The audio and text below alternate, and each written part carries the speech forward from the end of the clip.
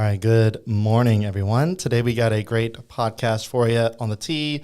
We have Aimee Robinson, who is a local DSCC representative for 31A. We're going to talk about her role in the Democratic Party and so many different other topics. We're also going to talk about a few hot button topics that happened throughout the year, some of which I have no real deep knowledge of, and some of it I have a little bit of experience in. By no means is this a political podcast episode, but it kind of is in some way, but by no way pushing any sort of political leaning. Just want to let you know that. So it's going to be a great episode. Stick around.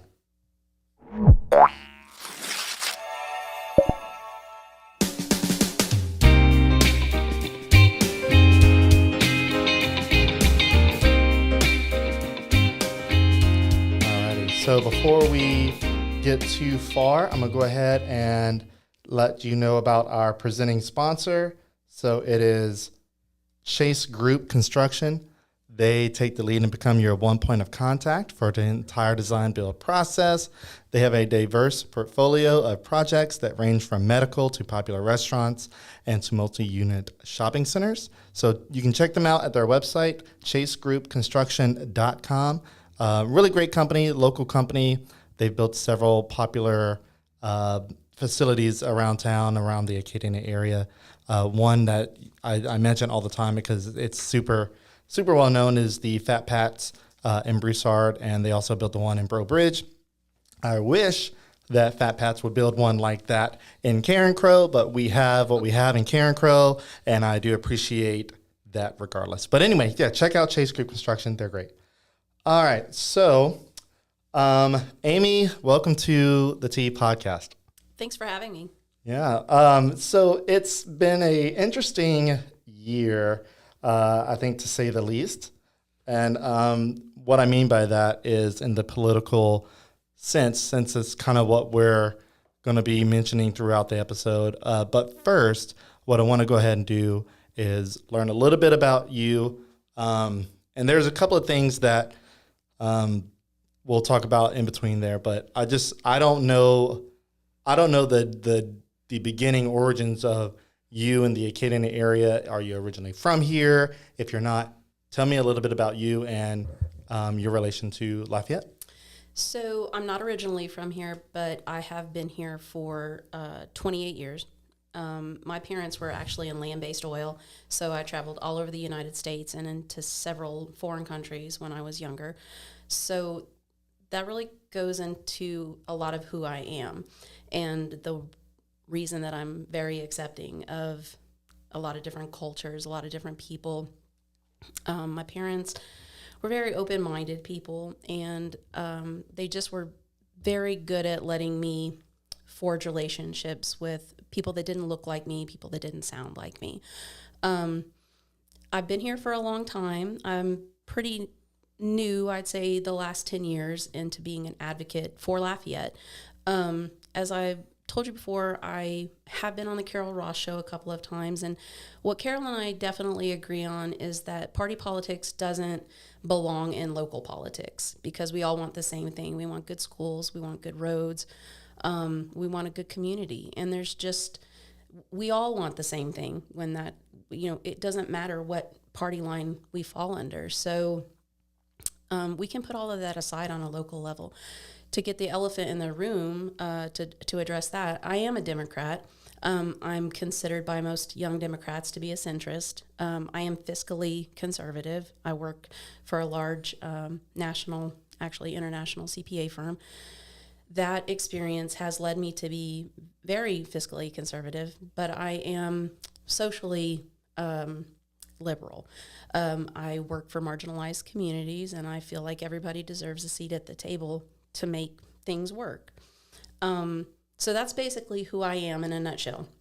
My work for the community tends to center on the marginalized communities, but I don't differentiate. I am disliked by a lot of Democrats because I will hold them to the same fire as I hold Republicans. So I don't... Shame on you for that. I don't discriminate when it comes to accountability for political parties. If you seem like you're going to be corrupt, then I'm gonna address that regardless of the letter behind your name. Okay, Yeah. I like that. Did you say where you moved here from? I actually moved here from Texas. That's really where our home base was. As a child, that's where my grandparents lived. And Texas is arguably pretty Republican based, like pretty conservative. I would say that, your bigger cities like Houston, Austin, Dallas tend to be a little bit more purple. Your rural communities and San Antonio tend to be a little bit more red. Why is San Antonio? San Antonio is a pretty big city. It is, but there's a large Hispanic population there that tends to be Catholic, and they tend to vote Republican or to the right, usually because of a pro-life stance. Oh, okay, Mm-hmm. got it. Yeah, interesting. So, what ultimately possessed you to come to Louisiana? I mean, being from Texas, a lot of people love Texas for so many different reasons. And I do love Texas. I never hesitate to go home. It was my mom, actually. My mom moved here so that my stepdad would be closer to go offshore. He was a crane inspector, actually, and he had to go offshore all the time, and it was easier for them to move here. And I was pregnant with my son, and I needed my mama. And so I told my husband at the time, I said, look, I'm moving to Louisiana. You can come with me or you can stay here. And he came with me. And we did eventually, we're still good friends. He's remarried. I'm remarried. We raised our son. We co-parented. And I've been happily remarried for quite a while. He's happily remarried for quite a while. But we, like I said, we're still good friends. I lost my mom earlier this year, but she's what brought me here. And Lafayette is an interesting place, but we have so many amazing, wonderful things about this community, and it just became a place worth fighting for and worth fighting for people to want to stay here. It's disheartening when you see young people leave, anybody leave for something better, when you know it's a place that you can make better and you can get people to stay here. Yeah, so I agree. I'm from, obviously, I say obviously, I don't know if it's obvious, but I'm from Louisiana originally, only an hour north of Lafayette, which you can argue and say that that's a whole nother world. An hour north of Lafayette is totally different than an hour south of Lafayette. I'm technically from north of I-10, as they say. Redneck country, Turkey Creek, just a little bit north of Ville Platte, and I share the whole thing with, Lafayette being different. There's something special about Lafayette, and I always ask everybody, like, why Lafayette? Like, what about Lafayette makes it special? And it's almost one of those things. It's hard to put into words. Yeah. It's always like, oh yeah, food, culture. What is that? Like, what is culture here? It's hard to define the culture here. It is because a lot of people say, oh, this city is so diverse. Like, the bigger cities, they're so diverse. I'm like, Lafayette is pretty diverse. Now, like socioeconomically, it's diverse in a way that I think could be better. But like, as far as like our shared experiences and our love for music and food and just all that, we have a variety of stuff that other cities don't. And I feel like that's one of the things that make it special, but still it's hard to know, it's hard to say what that is.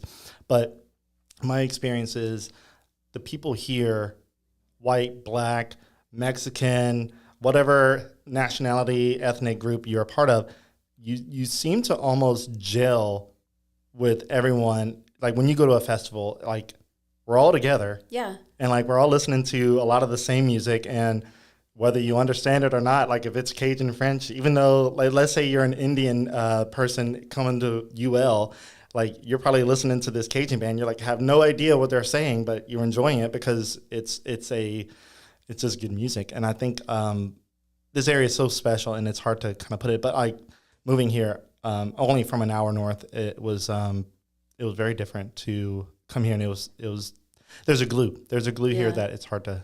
It's funny that you say that. I was, for whatever reason, I don't even remember why, but the situation will stick out to me. I was in Alexandria once, and I was getting a pedicure there, And I was talking to the ladies next to me, and they were like, "Oh, you're from Lafayette. It's such a liberal city." And I just What? laughed out loud, and I said, "Really? You? That's how y'all view us from up, up here?" And she said, "Oh yeah, y'all are just so liberal." And I thought, I don't know what's happening up here, but we're definitely more of a conservative city. I don't know what gives them that idea, but that kind of just stuck with me. That other places in Louisiana kind of had that thought process about us, and I don't know what it is. Maybe it's the festivals. Maybe it's the fact that over the years we've just become, our arts are very, we have a great art scene. Our LGBTQ plus scene has become a lot more friendly, and I don't know what it was, but that really stuck with me. I thought, wow, what a weird way to view Lafayette, because I know a lot of people, that are centrist and veer to the left don't really view it that way. So I thought that was interesting. I can kind of see that. Like, growing up, we didn't come to Lafayette all that often. Not to say that we didn't come to Lafayette because we thought it was liberal. I didn't know about Lafayette that much. My mom and dad, we lived closer, within a 30-minute drive to Alexandria. And so for us, Alexandria was always the go-to place. But Alexandria always seemed pretty, is I guess the word homogenous, very one color, very one note. And, we like to go eat there, but there was nothing super special. And maybe that's where they're coming from. Like, we are very diverse, and maybe that's what they got from that. So, yeah. And if that's, different things mean different things to different people. Yeah. And so maybe that's where. And I feel like we're a pretty open community here. Like, I think maybe it's just our willingness to be. Now, in Leadership Lafayette, we talked about Lafayette being a welcoming city, and one of the questions that was proposed to us to kind of ponder on and to discuss was, do you feel welcomed in your community? And you can define community in so many different ways, but I think the most part of it was people looked at it as Lafayette as a whole, and the minority groups in our class veered on the do not feel as welcome. And one of the things that somebody had mentioned was that it's this facade. Mm-hmm. It's this welcoming facade. And I'm not to say that I'm not trying to like tear down Lafayette in a way. It's meant to build open it up. Discussion. But yeah. Mm-hmm. But in relation to mentioning that to what Alexandria or maybe other cities outside of Lafayette that are more northern and maybe more conservative, appealing, I guess, I don't know, compared to Lafayette, we tend to be on the surface. That's what I'll preface with mentioning the leadership discussion, that we're more open to other types of people, other groups of people, and especially since we have a college here. I mean, I know LSU is near Alexandria. It's not technically in Alexandria, it's near. I don't know. I feel like I can see how someone would say Lafayette is a liberal city, mm-hmm. because there is a strong liberal community here. Right. There is.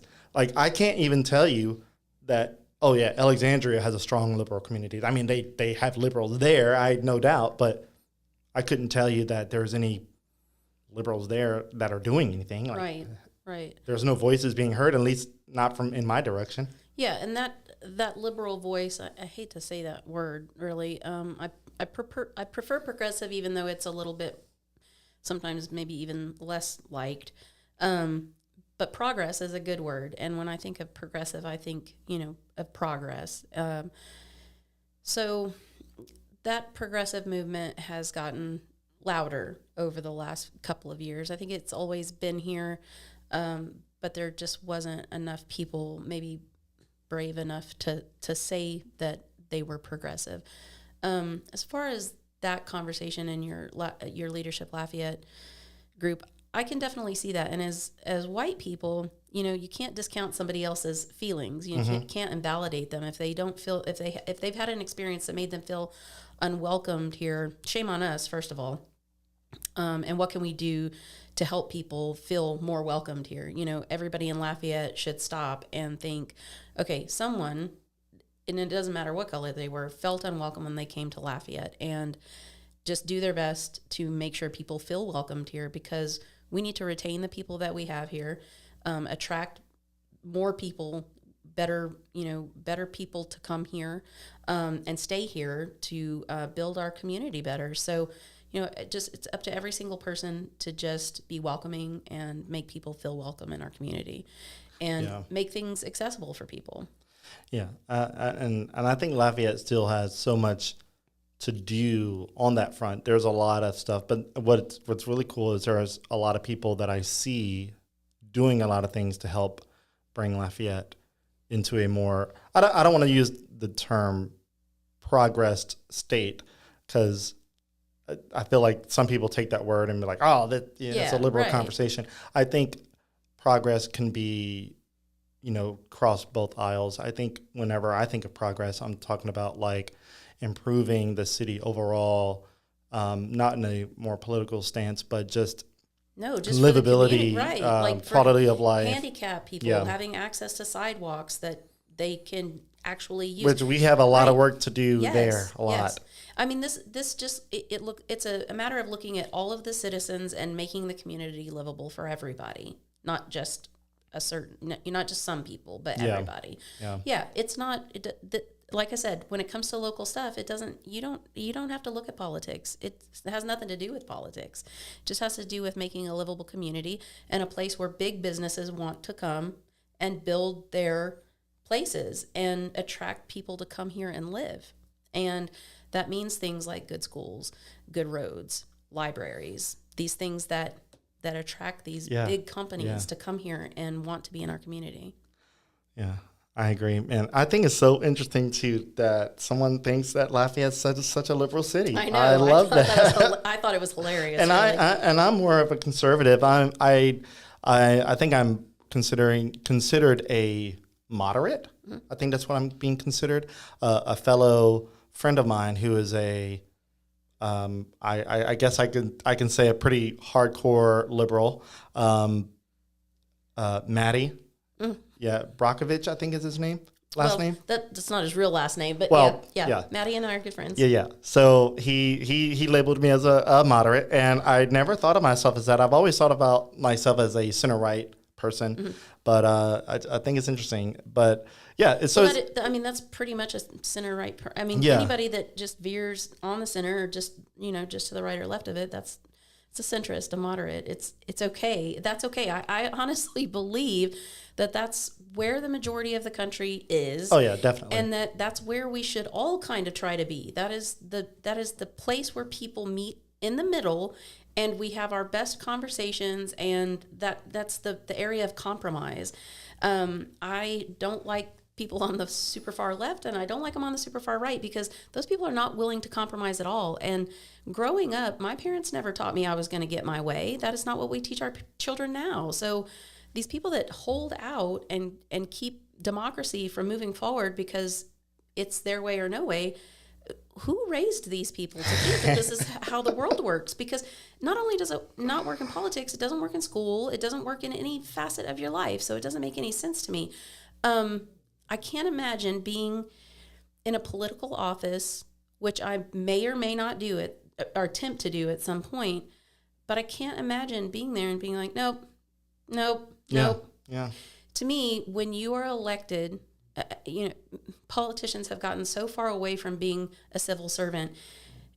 You are, especially, let's say city council, you're elected by the people in that district to represent their best interest. You have stepped up and said, hey, I'll go represent our district here at the city council. And I just can't wrap my mind around how they don't interact. I'm fortunate. I have a great city council rep. Shout out to Liz. Oh, yeah, Liz is great. That interacts with us. When a big issue comes up, she'll hold a forum, come with a community, meeting. These people that are just not accessible and just do what they want for favors and whoever donated to their campaign, this makes no sense to me. And I understand I'm just out there in space. This is not how politics works. But it doesn't have to be like that. It really doesn't have to be like that. It doesn't have to be like that. And so that's one reason that I have been active in holding politicians accountable. Because this is where bad politicians start, on the local level. And if we can hold them accountable here, then we stop them from climbing that ladder and eventually being president of the United States, where we're like, well, how did this happen? Well, it happened somewhere locally. Yeah. Why didn't you stop them there? Yeah. You know, for instance, the recall with Brian Pope, who was obviously stealing money from the whole city. And I was like, what's happening here? And people were like, well, someone should recall him. And I'm like, okay, well, why doesn't somebody do that? Well, it winds up being me and my co-chair, Steve Wilkerson, who has now moved out of state. But, I mean, we came very, very close to our threshold on signatures. That didn't work. But did I give up? No. I hounded the DA at the time, Keith Stutz, and thank goodness for Danny Landry, who helped me get him charged with 22 additional, it might have been 24 additional felony counts, because he continued to steal from the city while everybody watched. And I just could not wrap my mind around this. Yeah. Why was he still in office? We both had threats. Steve was arrested the night the recall ended for something that the statute of limitations had run out on. He did wind up suing the Marshal's Department, settled for an undisclosed sum, and then left the state over it. I mean, these things are not easy to do, but they're the right thing to do. And if we had left him in office, his next plan was to run for sheriff. He tried to run for marshal again, and I had to get him disqualified from that. He lied on his qualification papers. That seems to be a trend here in Lafayette. Yeah. So that is a great segue to our next conversation. But thought you might think so. But first, I want to go ahead and get my sponsors mentioned here so that we can get them plugged in, and then we'll start into the juicy stuff that we have that happened throughout the year. And so stick around. Go ahead and mention my sponsors here. So Music Academy of Acadiana, you can unleash your musical potential there. They're a great local school, a top music school here in the Acadiana area. They teach students of all ages and styles. You can learn piano, guitar, drums, violin, saxophone, all the instruments, even audio production. So if you're not musically inclined as far as an instrument goes, you can use your talents to help music sound better and make it mixed well. You can also improve your voice. So if you have some sort of a voice that is not reliant on auto-tune, they can definitely help you improve that. It's founded by a local music school graduate. He's a UL Lafayette music school graduate. Stand corrected there. Tim Benson. They've won national recognition and are consistently voted as a top music school since 2016. Their goal is to make music lessons fun, educational, and to help foster the next generation of musicians and creative thinkers. Their website is musicacademyacadiana.com. Great school, great local company, great founders, great everything. They're very busy at that school. Last I heard, there were over 500 students throughout every month. So that's a lot of talented people running through that school. And they also have an award-winning audio recording studio, there. So it's a separate business, but still in the same building. They record several popular artists in the area there. So I won't go into name dropping, but you can go visit the school and ask for yourself. Really great. They're super friendly. So great sponsors. And then we got EPS, our electronic protection systems. You probably have seen their signs throughout Acadiana. They are a 20-year-old plus local security business, home security business. They recently expanded to Houston, Texas. So basically, if you are in need of a smart home security system, they got that for you. And they also specialize in whole home water systems. So if your water tastes terrible or smells bad, they can install a beautiful system to fix your home and have all your water taste better, smell better, work better for your appliances. So if you have like a washer and even a dryer that has like water connectivity now, which is bizarre, but it's like a steamer. all your water is filtered and all the hard water is taken out. It's basically a water softener, is what it is, but they specialize in that. They got tons of great benefits, zero money down, no out-of-pocket expenses, all that jazz. Check them out at eps-online.com, and they also have a referral link that I'm going to show you right here. So if you want to screen grab that, or if you just want to listen, link.developinglafayette.com/EPS. Go there, and that's a referral link, and we'll make a couple of bucks off of it if you use them. But check them out, all great local sponsors, and they keep us talking. They keep us as an unhinged Facebook page in Lafayette. They keep us in business, so thank you. All right, so speaking of unhinged, okay, so the political arena here, I guess, I didn't want this to be a political podcast, but it is kind of, but in a way that's not leaning one way or the other. Earlier in, I guess, about the middle of this year, the mayor president, the Lafayette mayor president race was picking up, and we started hearing about, all the people that were deciding they may run, and qualifications were coming up. And a week before qualifications, a outlier, someone who just literally came out of I'm going to call it the left field, but I'm not sure which field really she came out of. Yeah. I don't know. And so, look, I mean, I'm very active in our community. I know leaders on both sides. I know, but I definitely know our Democrats, right? And when this person decided that they were going to put and look, we found out about it after she qualified.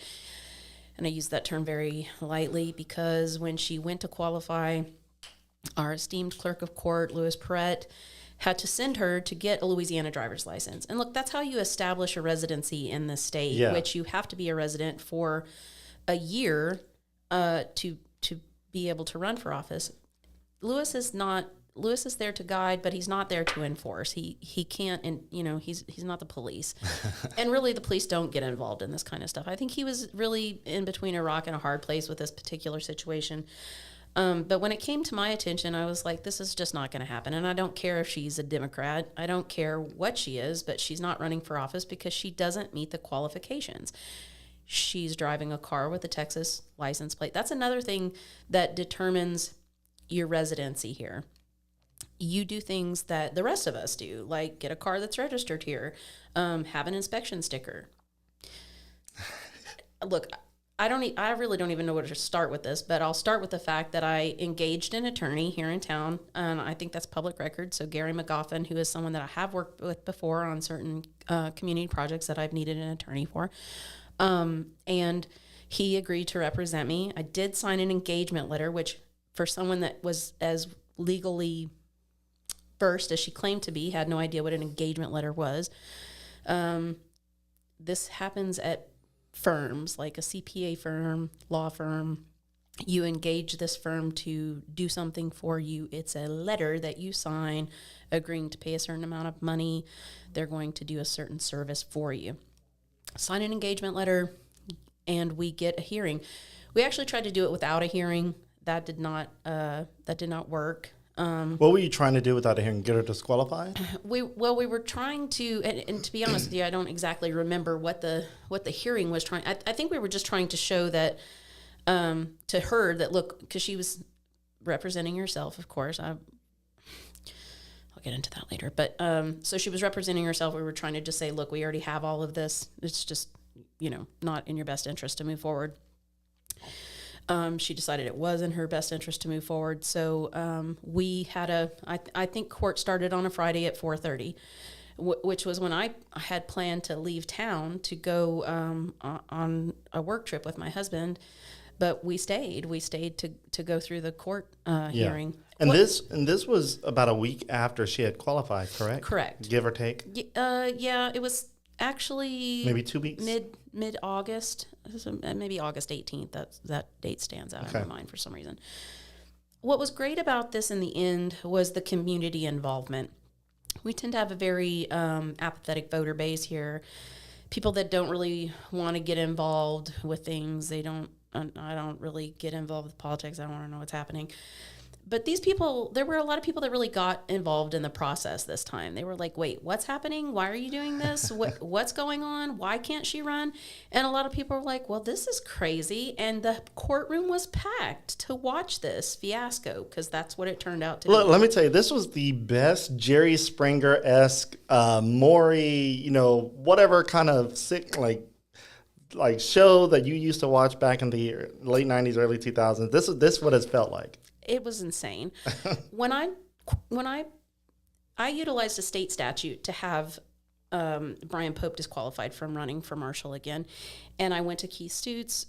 Danny Landry contacted me. I told him what I thought the disqualification was, which was, in his case, he was a convicted felon and had not finished all of his commitments to the court, so he was not a registered voter, so he was not able. There was no fight. There was no fight. There was no court case. There was no nothing. He accepted that. He moved on. This did not go the way I expected it to go. So I'm at a table with 2 lawyers, law clerk, and she's at her table with her representing herself. I think the judge was also speechless over what was going on. She tried to help her as much as she could by saying, are you sure you want to do this? Are you sure you want to show that? There were members of the Louisiana Department of Revenue there to testify that no, she had not filed her Louisiana taxes. She continued to claim that she had, and that they were not telling the truth. There were actually 2 attorneys from the Louisiana Department of Revenue. Attorneys from the Louisiana Department of Revenue came in from Baton Rouge to testify that no, you have not. There were judges from other tracts there to watch this. There were attorneys from all over the city there to watch this. People from my work, friends that I knew, people I didn't know. I mean, it was crazy. And she did things like there was a human trafficking charge against somebody with her same name. I don't know anything about it. I don't think it was her. I think that the ages were not right. And towards the end, before the judge went out to make her decision, the judge asked her if there was anything else she wanted to talk about, and she said that she wanted to talk about the human trafficking charge. And the judge was like, I don't know why you want to talk about this. Yeah, why? We had not brought it into discovery. That we didn't want to talk about it. And the judge is like, do you want to? I don't know why you want to talk about this. She's like, I want to talk about this. And the judge is like, you don't want to talk about this. No, and we didn't talk about it. I feel like once you're already, I'm not trying to say that she was in a hole, but she might have been. You don't want to dig deeper. Yeah, she was in a hole, and I don't know what the purpose of that was, except for if she wanted to prove that it wasn't her. But we weren't bringing it up anyways because it was irrelevant, and it was just things like that really just made it completely unhinged. And there was just more stuff that, again, it just left me speechless. I really expected this to be another easy disqualification. You didn't meet the requirements.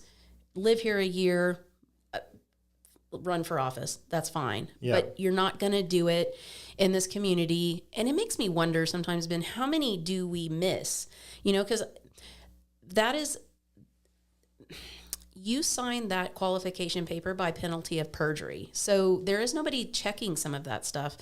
But it's, that one was easy to catch because she had a Texas driver's license. So that clued Lewis into the fact that she was not a resident.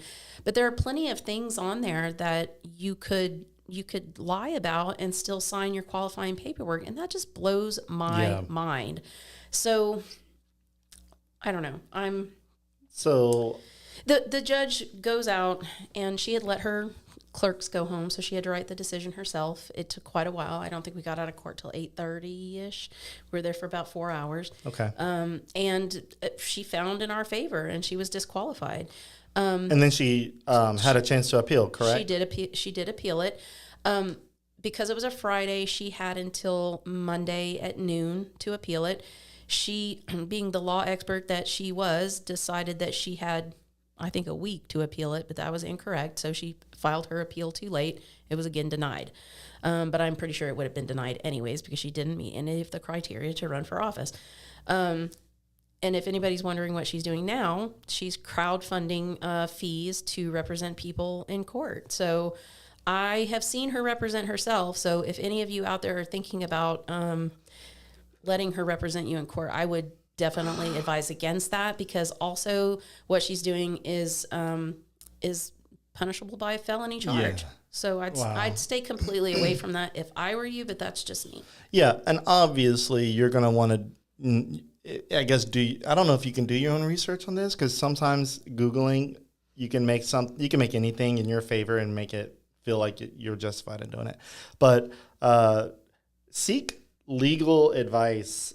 If there's something you want to do legally, look up an accredited lawyer, like somebody who's got like a legit business, and get advice before you, I guess, move forward with something like that. I don't know. Yeah, I mean, like how would a citizen who is uneducated on that know? Well, unfortunately, they might not know, and that's where they might be taken advantage of, and that's a really sad situation. That's worrisome, right? I looked into ways to kind of shut that situation down, but unfortunately, I think my only recourse right now would be to turn her into the district attorney. And I know for a fact I didn't, but I know for a fact other people did turn the situation into the district attorney, but yet it's still happening. So yeah, it's an interesting situation. So whenever, kind of going back a little bit, whenever she first got initially qualified, because she was technically qualified at one point, not technically, she was on paper qualified. Mm-hmm.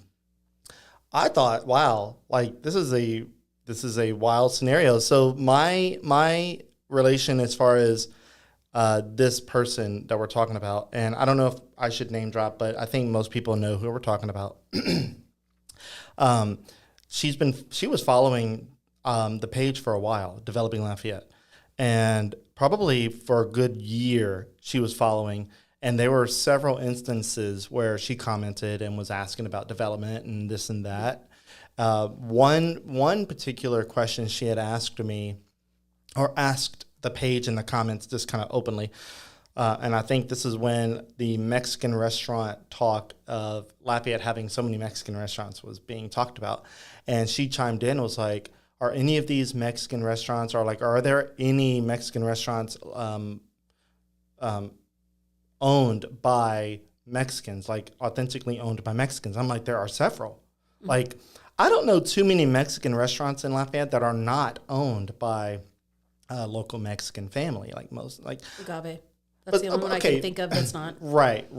And I don't know if too many people call that a Mexican restaurant. I think it's like gotten like Chili's. Tex-Mex, yeah. Yeah, Chili's is got Mexican flair to it, but I would never call Chili's a Mexican restaurant. Right. Agave's agave. Yeah. La Pagua is a Mexican restaurant. Taqueria El Mexicano is a Mexican restaurant. Like, great tacos if you need it. And all those restaurants are owned by like local Mexican people. And I'm like, yeah, I named a bunch of them, and she was like, oh, thank you, Yeah. And I thought it was interesting because I'm like, she must not be from here. Like, her questions seemed very not from here. So I clicked her name and I was looking her up, and I saw that she was a Corpus Christi resident, or at least on her Facebook page, it's what it seemed. And this is about this. I think this was in 2022. So, and I had saw that she had ran for Corpus Christi mayor. Mm-hmm. I'm like, wow, that's cool. Corpus Christi mayor, somebody who was running for Corpus Christi mayor is like on my page commenting. Yeah. Like, okay, cool. I guess she has either family here or whatever have you. And I can't say that she does or does not. She says she does. So and she does. So that is actually, that you bring that up, that is what the judge made her final decision on, because she made the comment that she decided her residency would be here when she got the power of attorney for her, I believe it was her dad. Yeah, her stepdad. Her stepdad. So she brings the paperwork in, and that paperwork was notated a certain date, but it was, and the judge accepted that. She said, okay, I will accept your residency starting at this point, but it was not a year. So, okay. And I don't remember the exact date, but it was not a year. It was not near a year. So I think it was, I want to say it was May, but I could be wrong, but it was not a year. Okay. So that's what the judge went off of. She didn't go off the state. I had always understood it to be you became a resident when you got your driver's license. That was your real residency requirement. But the judge accepted this POA paperwork. I was fine with that, but it still didn't meet the year requirement. Interesting. So yeah. So. But that's okay, Ben, because you know what? Her next plan is to run against Clay Higgins, I believe. And I'm really looking forward to that. I think that would be great to watch. Yeah, absolutely. The debates themselves will be the community engagement at that point. Look, that's all I could ask for is people to be more engaged in the process. Get out there and vote. Know who your candidates are, and if this brings engagement, I'm all for it. Right. So I'm kind of building up to what led me to want to interview this person is, my connection whenever she had first asked about the Mexican restaurants and who owns them and all that. And then when the news came out that this person that came out of nowhere qualified and was a Democrat woman, and Hispanic and all this good stuff. And like, I saw who it was. I'm like, that name sounds familiar. And the face looks familiar. And I'm like, I literally told myself, I thought she was like Corpus Christi mayor, like it ran for Corpus Christi mayor. I'm like, is that the same person? So I like looked her up. I'm like, that is the same person. So being kind of excited to like get the juice on what's happening there, because I didn't know how drama related this was going to be. I did not know. I just knew that I had a semi connection to her, had engaged in her conversations on the Facebook comments. So I was like, I know how to reach her. Like I've talked to her before. Like, let me reach out to her and see if she'd be down to come to the podcast and talk about her running and all that good stuff that's going along with it. And then literally, like, we booked so fast. I think it might have been like maybe the day later that she came on, or it was like within a 2-day span that she like came on. And I was like, wow, she's making every effort to do this like fast.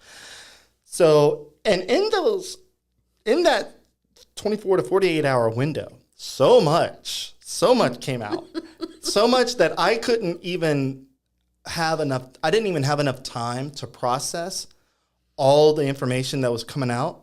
And even the day of, like literally the hour before we were to go to start the podcast, news came out that like she was being hit with like lawsuits and like disqualifications and all. I'm like, oh my God, like what's going on? And like, I'm literally setting up the podcast and I'm looking at it. I'm like, dang, like you got a lot of stuff coming at you. She goes, oh yeah, but she's like, I'm ready for it. I'm like, all right, cool. This is interesting. So when you were in the comment section talking while we were during the podcast, you were in the live chat, and at the time, a lot of people in the conversation, the chat was pretty popping. There was a lot of activity, and a lot of it was like aimed, of course, at her, but some of it was aimed at me. Like, oh, like you were definitely not prepared for this, and like several people were like,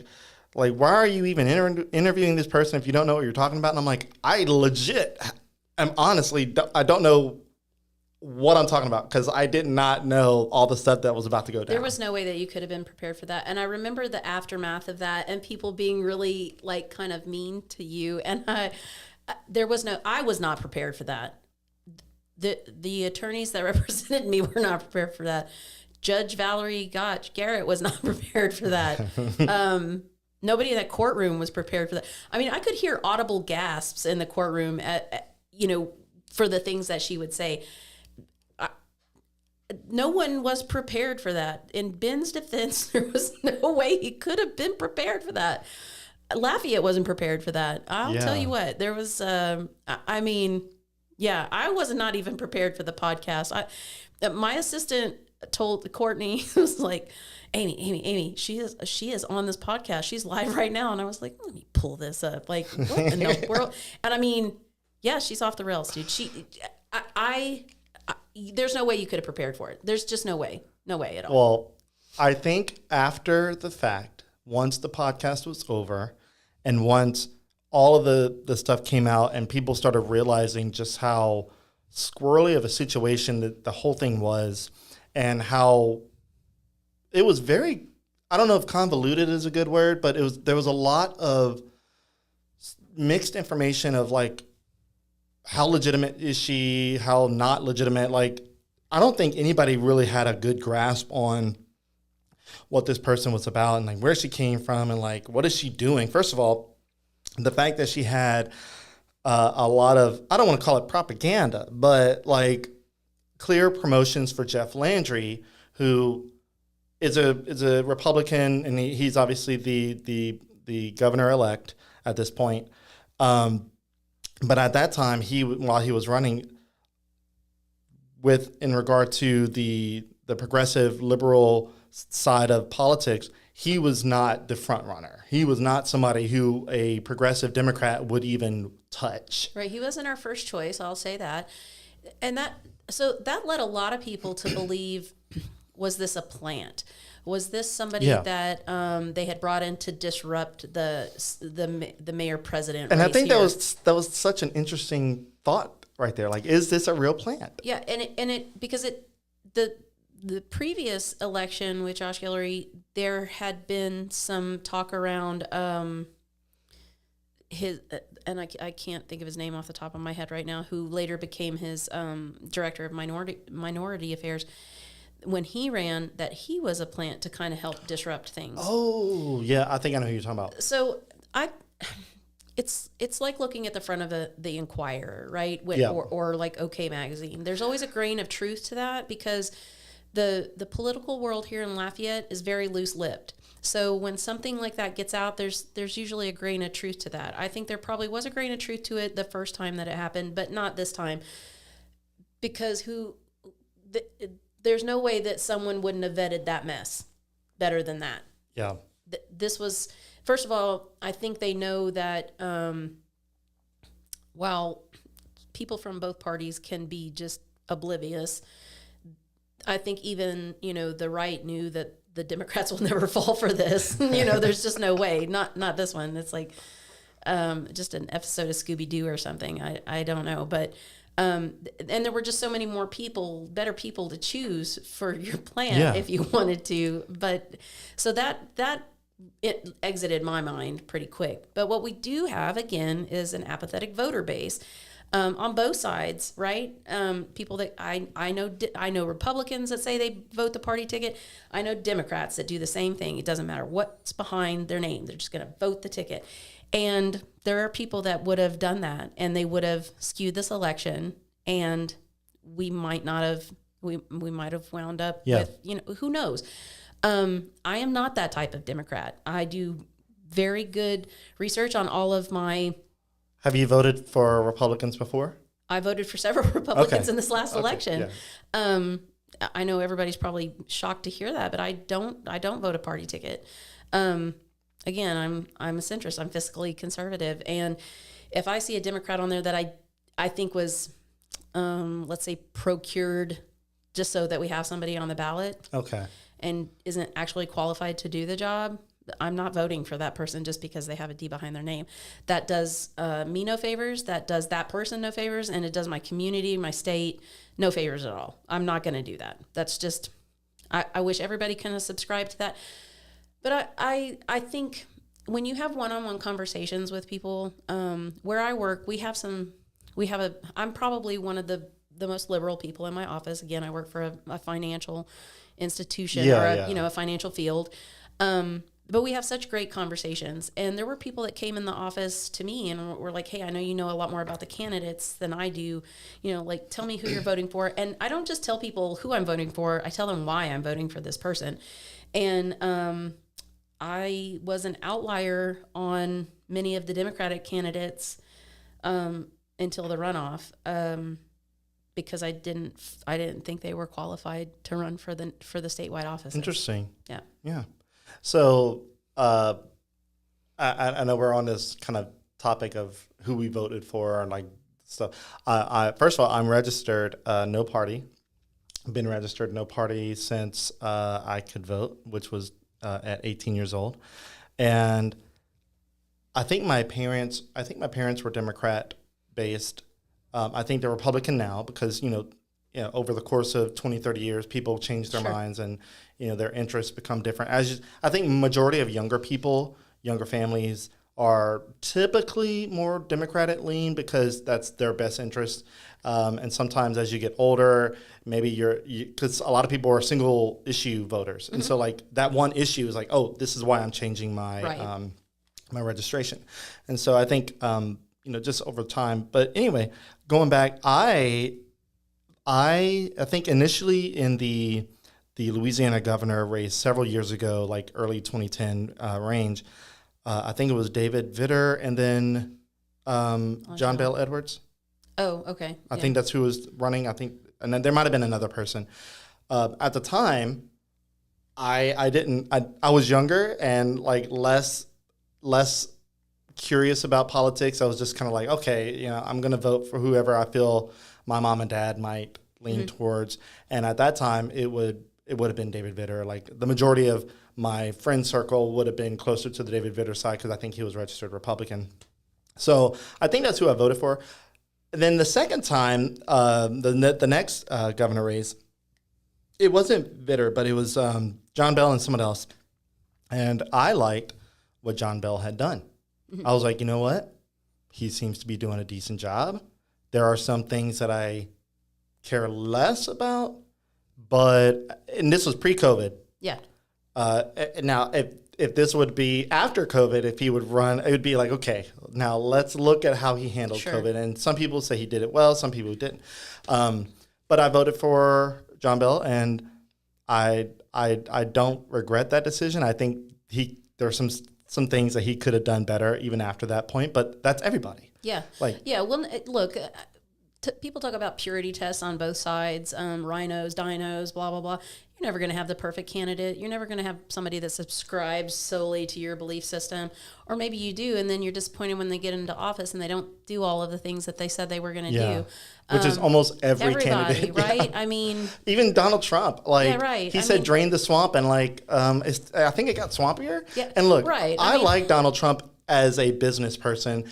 Could he have done better as a presidency? Yeah, I think there were some things he championed that he did not do. So economically,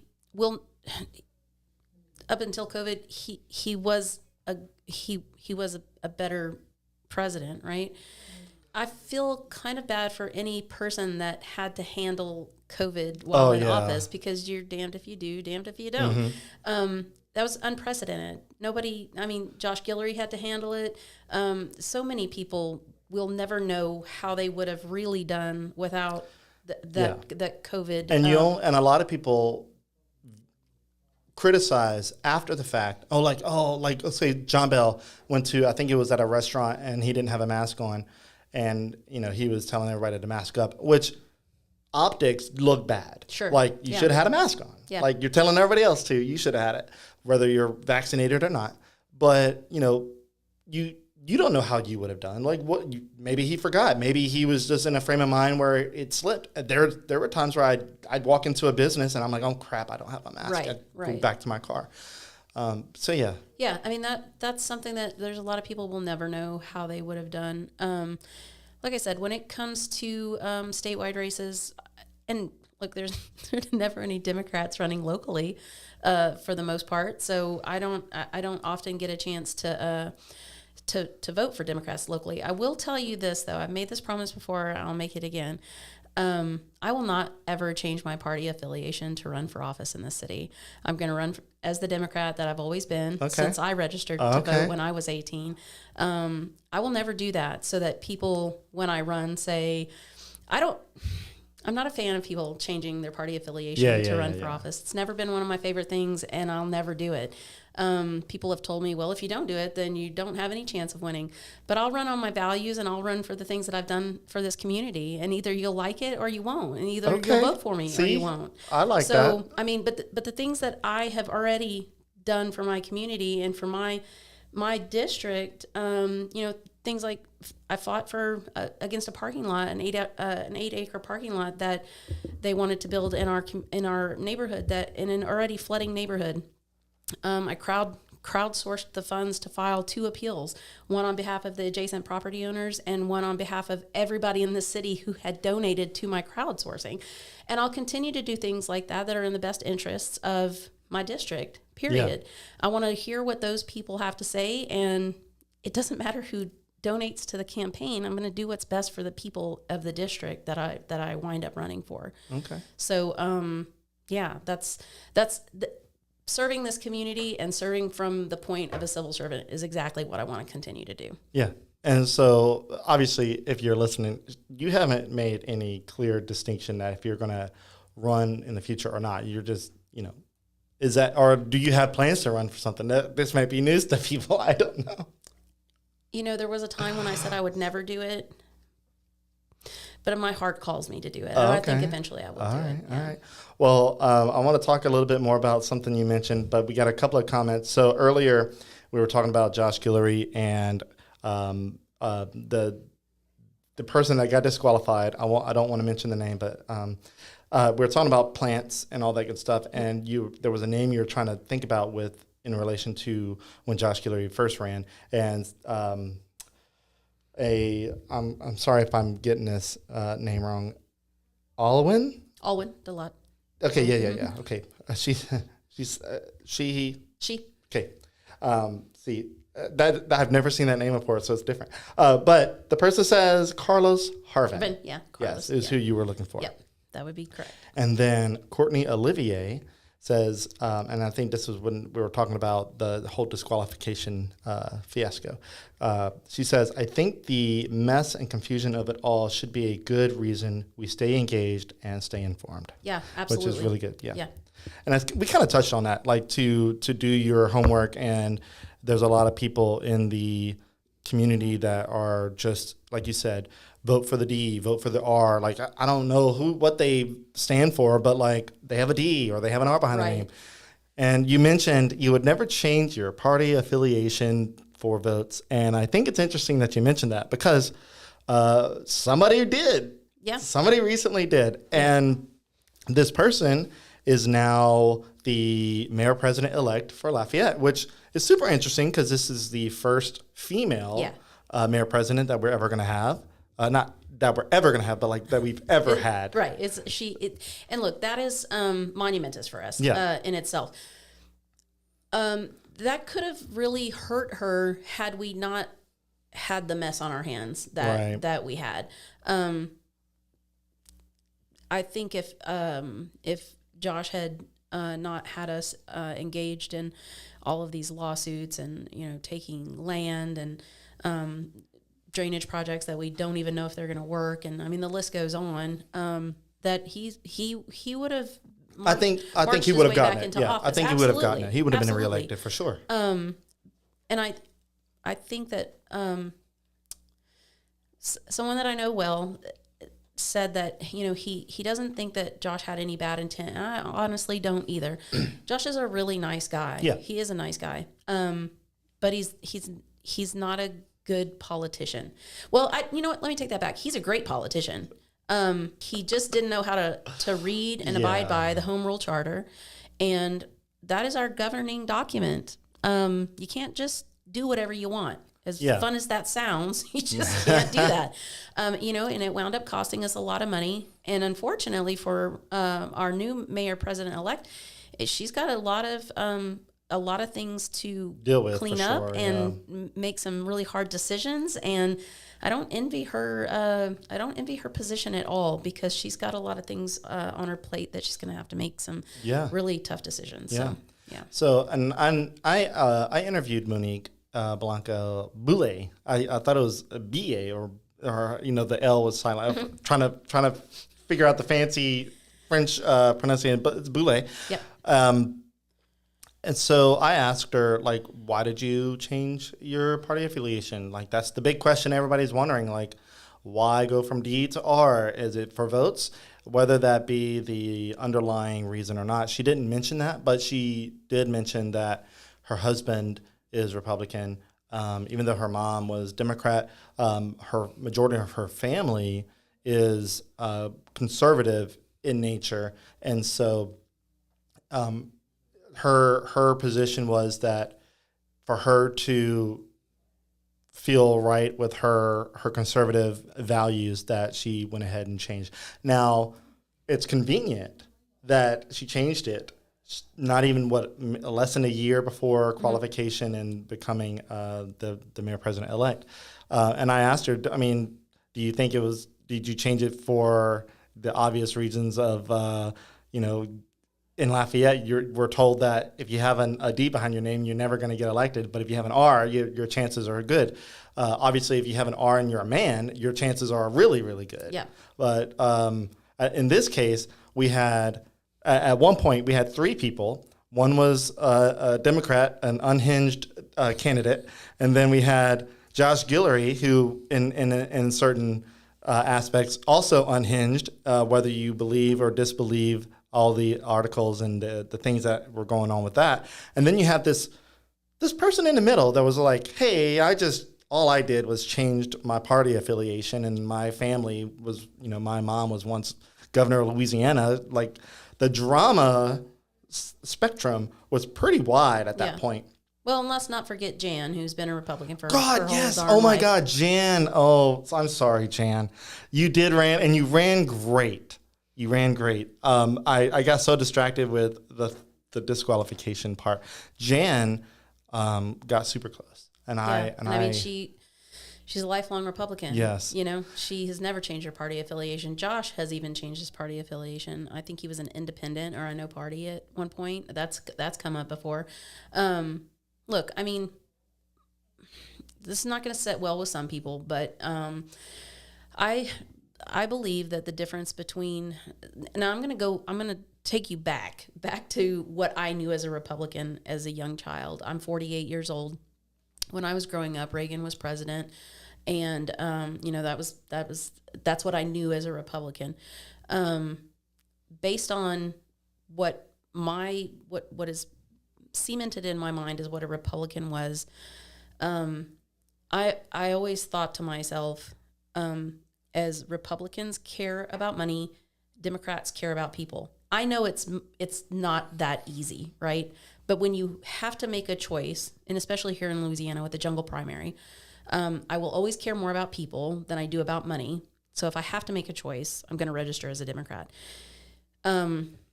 There are things that have happened with the state party that have more than once made me want to go out with a bang.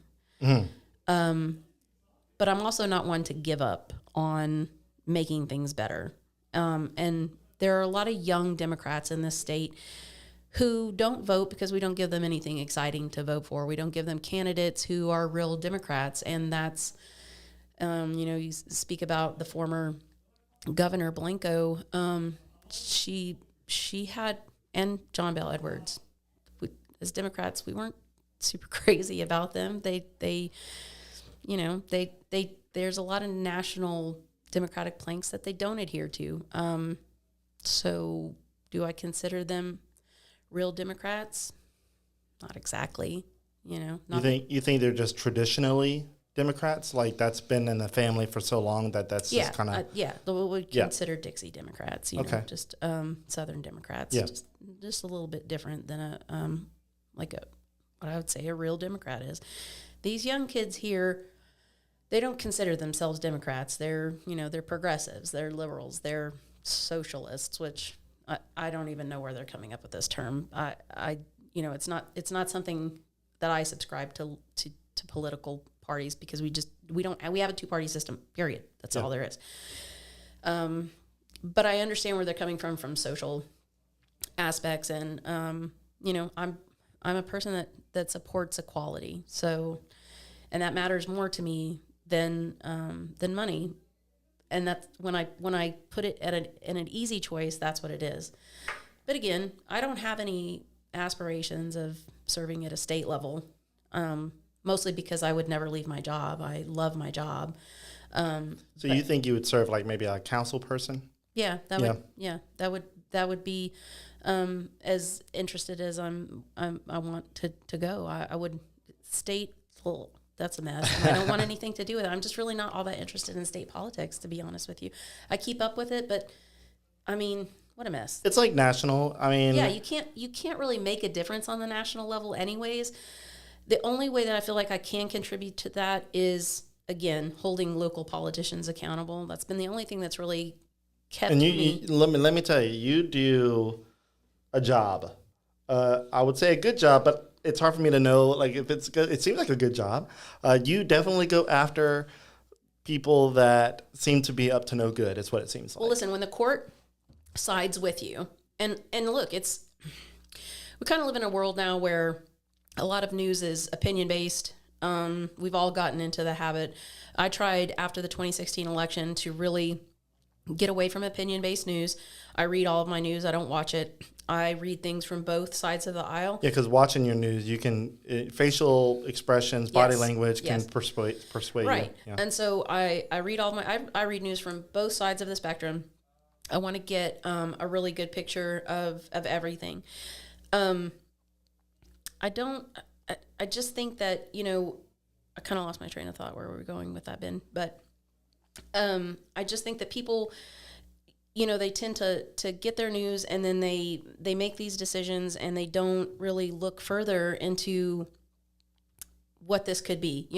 Try to broaden your spectrum, and don't just think that because it didn't go the way that you thought it should go, that it was wrong. The court, unfortunately, a lot of these things that I have pursued have ended up in court. The court has sided with me every time because it's factual evidence. So keep that in mind. You might not have agreed with what I did with Brian Pope. You might not have agreed with the she who shall not be named instance.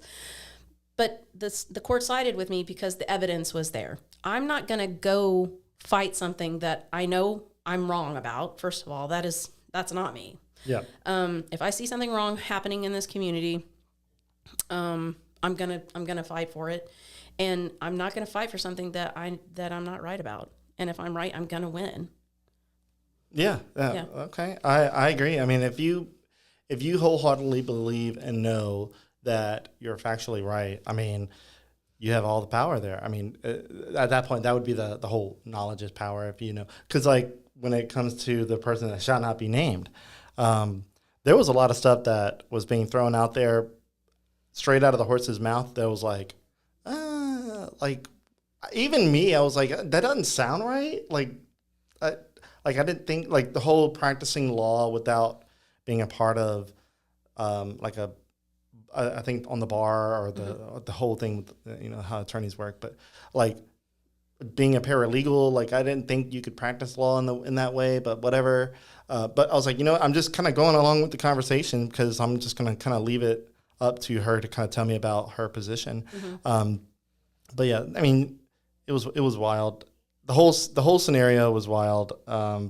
And politics in Lafayette has been pretty interesting over the past few years. Well, that's the other thing I say. Like, why bother to get yourself all riled up over national politics or even state politics? Because you have all the drama you need to stay engaged right here in Lafayette. Yeah, it gets real juicy. Else? And even going back to when the first mayor-president race with Josh Guillory, we had Carly Omlabar on, and Carly is a registered independent. And I sided with Carly so much because, for one, she wanted best for the the community or the city from her actual work in the city and with the permitting side of the city, and she wanted the best to make the city and development of the city to be best. And also, there was a point in time where,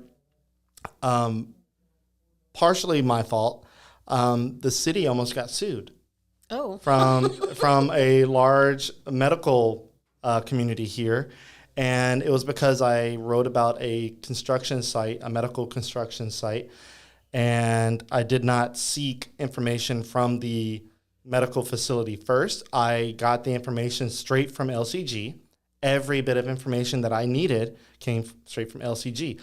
The plans, the renderings, everything. Mm-hmm. Like at this point, LCG was uploading everything that was provided to them from the contractors, the architects. Everything was public knowledge. And at that point, I thought that that's how it should be. And I still think that's how it should be. Yes. However, according to Carly, the city almost got sued because because I made it known, because I published it, and I knew that something went down as soon as I got a call from one of the architects and said, "Hey, we got a problem." I was like, "Oh God, what's the problem now?" Because I'm getting used to this, and this was like whenever kind of midway between my journey from starting developing Lafayette to now, and I was like, "Well," he's like, "You got to take those plans off." I'm like, "Why? They're public." He's like, I was like, "If you can give me better ones, I'll show that." He goes, "Look, we'll give you a better rendering of the outside of the building. But the plans, like the layout of the building, like where it shows all the offices and like basically a whole map of the building," he's like, "Need you to take that down."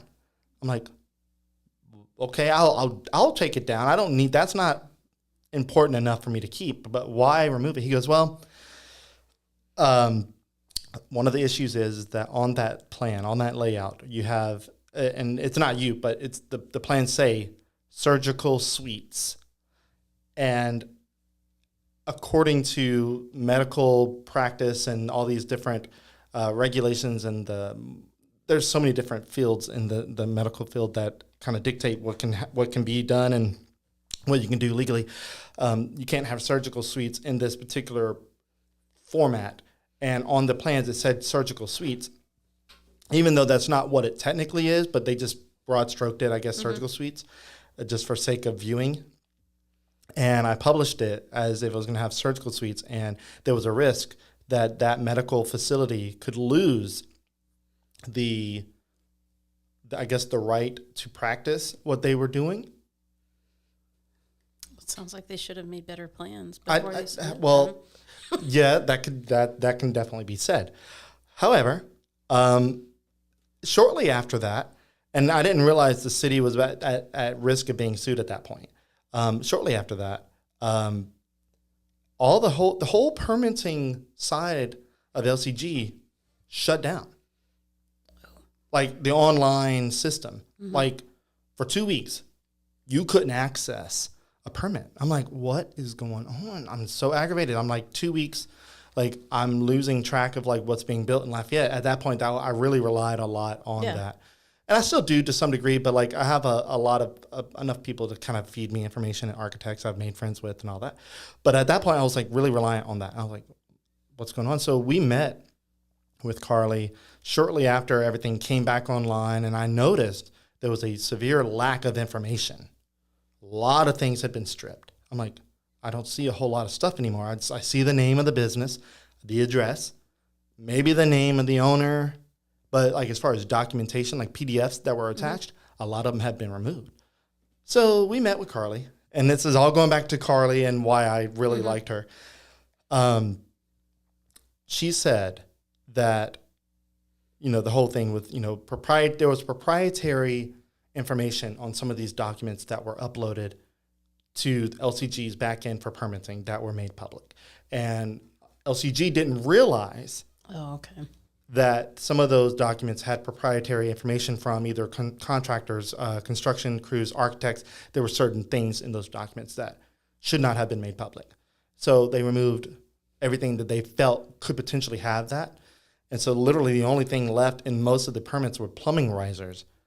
and like you can see where pipes are put. Yeah. But the best thing that was there for me, I used plumbing risers only to show the outline of the building. At least I can have some kind of sort of detail. So after we met with Carly, I was like, so like, what is your position? She's like, well, if it were up to me, I would want every bit of information about any project in Lafayette that's getting built to be made public. She's like, my thought process is like the public needs as much information as they are required to know that they need to know. Yeah. She's like, it would have been all public if I could have had my way, but she's like, due to proprietary stuff, we had to remove it. So hearing that from her really solidified my my liking for her, because I was like, she would be one of those people that were like, she felt honest, transparent. Yeah. She felt transparent, which that word is tossed around so much. It's tossed around, but rarely applied. Mm-hmm. Yeah.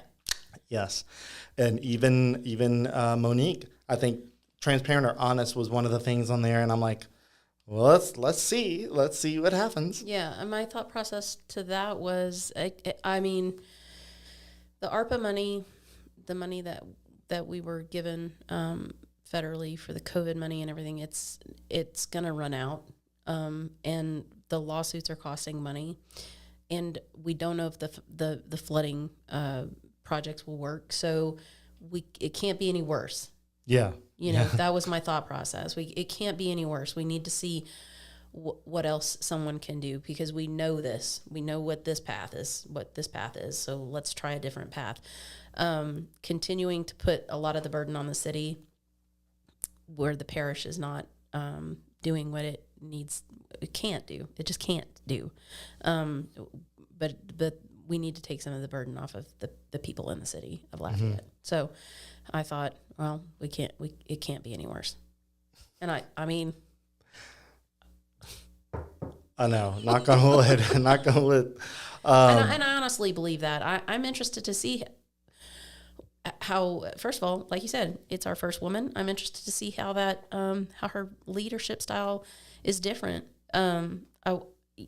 I think it will be different. I'm interested to see how, when we go back to listening to the council again and respecting their authority and their leadership skills, because some of them have been there. And, Josh was new. He didn't, that was another thing that aggravated me about that. Carly had been part of our LCG. We have a very complicated government system. We have 4 different budgets. And I feel like she understood. She had a master's degree in public administration. How did we look at that and say, well, I think this lawyer's better? What? But what I think was to Carly's detriment, and this was the mudslinging effect of politics, and especially anywhere, but especially Lafayette, with her being registered independent. Yeah. They were like, oh, she's liberal. And even with me, a lot of people say, oh, you're liberal. I'm like, no, I just don't want to be a part of any of it. Yeah, right. I like having the freedom on paper to say, and to remind me that I can vote however I want that feels in my best interest and in the best interest in the community that I think should go. But the political sphere in that particular moment was like, oh, we're going to attack her. Yeah. And I interviewed her twice before that whole election cycle ended. And in private, I asked her, I said, so just curious, where do you stand, political wise? Are you pro-life? Are you pro-choice? She goes, I'm a conservative person. I'm pro-life, but she doesn't want to run on that. Right, because it is completely irrelevant to the I'm a Democrat. I think everybody can figure out where I stand on that, but it's irrelevant to a local position. At no point in time you can't make a decision on where it will it come up to the city council and say, okay, today we are voting on the right to choose here in Lafayette. That'll never happen. Never going to happen. Yeah, that's a national thing, even maybe state. But well, it is coming to the states, and now that it's come to the states, now some of the far right is like, whoa, That's not cool. What did we do now? Look, I believe that these decisions are between a woman and her doctor, period, a family and their doctor. There's just so many nuances in that situation that just need to be decided between a woman and her doctor. And now in states where women are scared and doctors are scared to help their patients, that's something that we just, I'm 48. I don't need to worry about it. I have a son. Him and his girlfriend don't plan on, he's 27 years old. They don't plan on having any kids. This is not a dog. I don't have a dog in this fight. But I am a woman that cares about other women, and I want them to be able to get the health care that they need. If something is wrong, they should be able to go to their doctor, and that doctor not be afraid to treat them. We've created a very slippery slope there. And so it's just not my business. It's just not my business. Yeah. Well, I won't talk too much on that because, well, for one, I'm a guy, so to say how things should go is weird. I have my own thoughts, but for sake of keeping this, everybody's got their own thoughts on it, right? But ultimately, it's just not our business. Yeah. Yeah. So I'll leave it at that. It's just a cringy thing to get. It is. It's tough. It's just so weird to ask somebody what their thoughts are on that when it's a single issue voting kind of position is. too. Like, oh man, but so what do you like? I see you're a Republican, but like, are you pro-life? Are you pro-choice? I'm assuming you're pro-life. Yeah, it's a big thing for a lot of people. It's a single issue voter, a single issue for a lot of voters, and I completely understand it. But I hope that they can separate that when they're looking at people at a level that they will literally never have that in front of them to vote on. Is this person going to do a great job for my community? Yes. Will they ever vote on this thing that really matters to me more than anything else? No. Okay, I can accept that. Yeah. I can look. I know how I feel about it, and I still voted for John Bel Edwards. Sometimes we just have to, we have to weigh the pros and cons of what's going to be best for our community, our state, etc. And it's just never going to come across a council. It's never going to come across the mayor president's desk. It's just not. Yeah. I agree. Might come across the governor's desk, but it's not going to come across ours. Yeah. Well, cool. Well, look, man, we're over an hour. A lot, like an hour and 20 minutes. Yeah. Typically, I try to aim for 45 minutes, but the conversation was good. Aimee, it was a pleasure to have you on. Thanks for having me on, Ben. Yeah, I'm glad we talked about a few of the things that have happened recently, especially because you were a part of a lot of it. Let's just be honest. Your name came up a lot, and so it's cool to. And we've met before. Mm-hmm. I think I don't know if you remember this. The first time we met was Moncus Park. Yep, under the oaks. Yep. Yeah, I think that was a One Acadiana luncheon. Acadiana. Yeah. Yep, it sure was. Yeah, I was like, I wonder if she remembers that. I do, because I think I remember giving you some. I'm a kidder. I'm a joker, and I think I remember just ribbing you that day about something. I don't remember what it was. Yeah. Okay. yeah. I do remember. It's been quite a few years, actually. Yeah. It's been a few. God, it's definitely been since after 2015, because I think 2015 is when One Acadiana was established, give or take. So it was probably 2016, 2017, maybe 2018. It was one of those. Yeah, and I think that was either right as or right before I had my kid, because he was born in 2016. So it was in that range. Yeah. Wow. Yeah.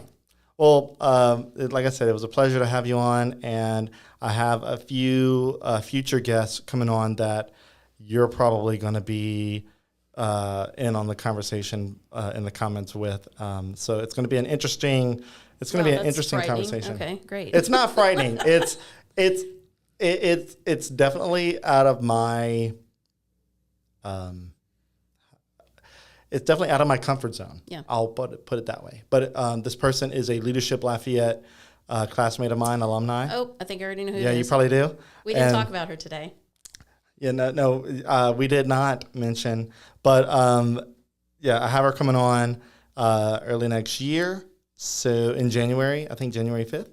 So that'll be an interesting conversation, and I'm hoping that the conversation can be as open and as easy as I'm hoping it'll be. Yeah, me too. Yeah. Yeah, I just want to finish with, regardless of how you feel about politics, the end result is getting people engaged. I don't care who you vote for, what party you vote for, just vote. Our voter turnout was abysmal. It was so awful. It's just embarrassing, really. And there's just no reason for you to not get out and vote. There are a lot of nonpartisan organizations that put out some really great voter guides that'll, there's so many good forums. One Acadiana puts out some good forums. The League of Women Voters puts out some great forums. The candidates show up. They show up and they answer great questions. So take advantage of that around election time and go. You don't have to even go. You can just tune in and listen. Right. But get out and vote. There's 3 early voting sites now, thanks to in part the League of Women Voters. There's one in Youngsville at the library, the Martin Luther King Center off of Willow, and of course the one that has always been downtown. You can early vote. You can vote the day of, but just whatever you do, vote, because it is your right to complain, first of all. But if you ever don't think that a vote matters, just ask Bruce Conk, who won his election by, I think, just a handful of votes. I don't remember what exactly it was. It was like 1 or 2, maybe 5, but it was just, or maybe 48. It was a tiny amount of votes. So just vote. Just go vote when it's time to vote. Just do it. Yeah. Yeah. Awesome. Well, look, that's it, man. Aimee, great episode, great conversation, and I'm hoping that those that do listen got something out of it, and maybe if anything, it was good enough for you to kind of have background listening noise for you. Yeah, absolutely. Yeah. So, I enjoyed the conversation. It was always good to catch up and to kind of get your in-person perspective on certain things that I see you doing and like championing, and I'm like, what is her dog in the fight? Like, I'm always curious, like, why is she so passionate about this one thing? And like, I kind of get it, but then I'm like, I don't know, like, it's Lafayette. It's Lafayette. Yeah. God, we can really broad stroke that term. It's Lafayette. Yeah. Yeah. Well, that wraps it up. Aimee, again, thank you for taking the time to come on and talk with me. Yep. All right. Well, with that, y'all guys have a great weekend. And it is Friday. Oh my God, this week. Anyway, yes. Have a great weekend, and we'll see you on the next one.